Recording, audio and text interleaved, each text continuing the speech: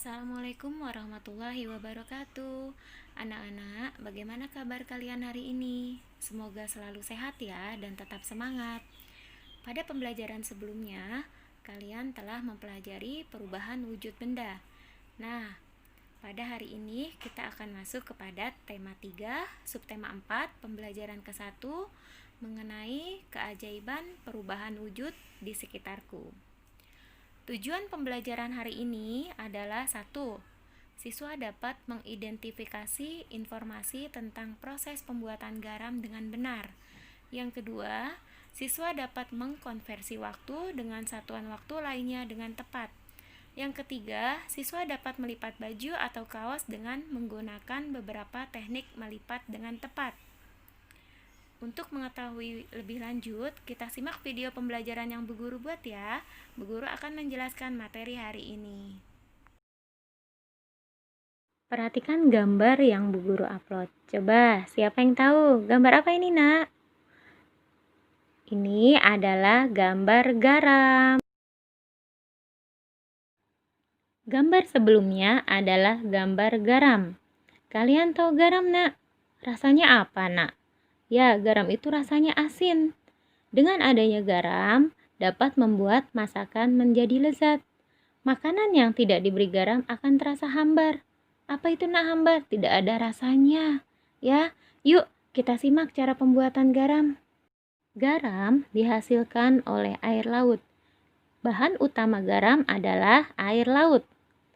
Di pinggir pantai, petani garam membuat ladang garam. Ladang garam ini berbentuk tambak-tambak untuk menampung air laut. Ladang garam terbentang luas di pantai dan tidak memiliki banyak sungai. Contohnya, di pantai utara Pulau Jawa, Madura, Sumatera, Sulawesi, dan pantai-pantai di daerah Nusa Tenggara. Di sini Bu Guru sajikan gambar petani garam. Ya, coba lihat gambarnya, Nak. Ada petani garam sedang membuat garam. Sekarang, bagaimana proses untuk menghasilkan garam? Ya, yuk kita lihat. Yang pertama, petani menyiapkan petak-petak tambak. Lihat gambarnya, Nak. Ada petani garam di pinggir pantai sedang menyiapkan petak-petak tambak. Tanah di dalam petak tambak terlebih dahulu harus dipadatkan. Langkah kedua, setelah tambak garam dibuat, lalu diisi air laut dengan kedalaman tertentu. Kita lihat gambar di bawah ini, Nak. Tambak diisi air laut. Air laut akan menguap dan tersisa kristal-kristal garam. Gambar di samping adalah petani sedang membuat garam ya. Yang ketiga, air laut yang terkena sinar matahari akan menguap dan meninggalkan kristal-kristal garam. Tuh, Nak, garamnya sudah jadi. Ya, berupa bentuk kristal-kristal garam. Untuk mendapatkan lapisan garam yang tebal, setiap hari harus ditambah air lautnya. Hal ini untuk menggantikan air laut yang menguap. Setelah sekitar 210 hari atau setelah musim kemarau berakhir, lapisan garam di tambak di dasar tambak pun harus segera dipanen. Memanennya jangan menunggu musim hujan tiba ya, Nak ya. Mengapa? Sebab kualitas garam akan menurun atau tidak bagus. Garam-garam setelah dipanen lalu dijual ke pabrik untuk ditambah zat yodium dan dikirim ke daerah-daerah.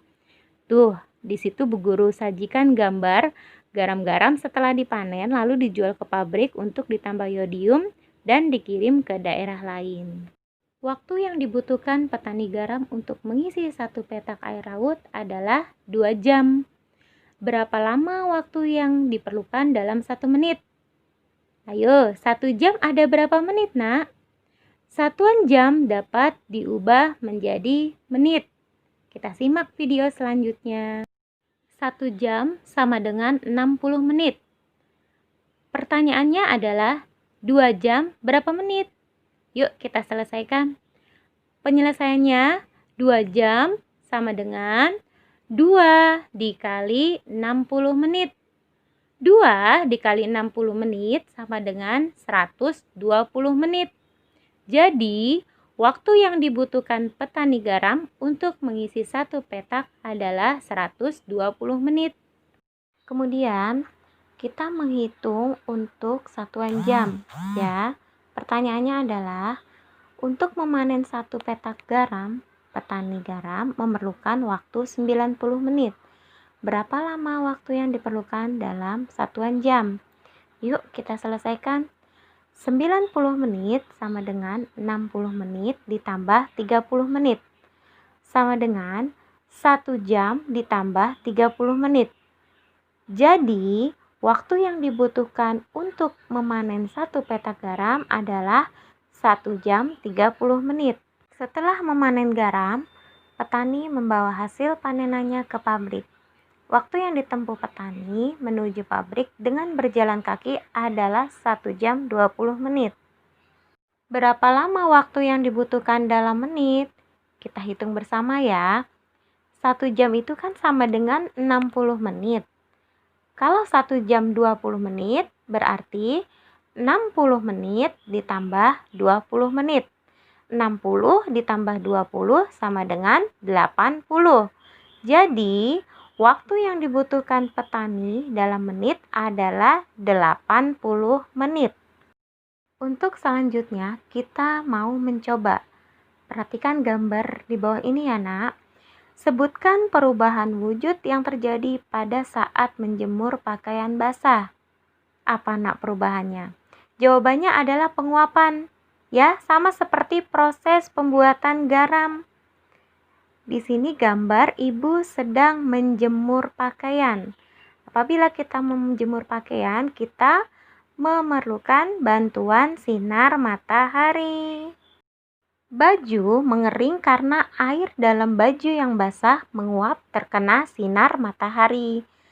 Tuh, pakaian yang kita jemur nanti akan kering, Nak. Karena apa? Karena berkat bantuan sinar matahari. Setelah baju mengering, lipatlah dengan rapi. Berikut cara melipat kaos dan perhatikan langkah-langkahnya. Yuk kita simak. 1. Letakkan kaos di permukaan yang datar dengan bagian depan berada di bawah, lalu kemudian haluskan kaos. Yang kedua, lipat bagian bawah kaos terlebih dahulu. Lalu, lipat bagian kanan kaos, lipat juga lengan kaosnya. Yang keempat, lipat bagian kiri dengan cara yang sama. Yang kelima, lipat lengan kaos bagian kiri. Yang keenam, buat lipatan tengah sehingga kaos terbagi menjadi 2 bagian yang sama lalu lipat kaos. Yang terakhir adalah kaos sudah terlipat dengan baik. Nanti kita praktekkan di rumah ya, Nak ya. Kita sambil membantu ibu untuk melipat kaos.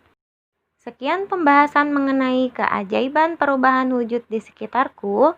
Mudah-mudahan dapat dipahami dan selanjutnya kita mengerjakan LKS. LKS itu adalah lembar kerja siswa. Baik, nanti Bu Guru akan share LKS-nya. Terima kasih. Selamat mengerjakan.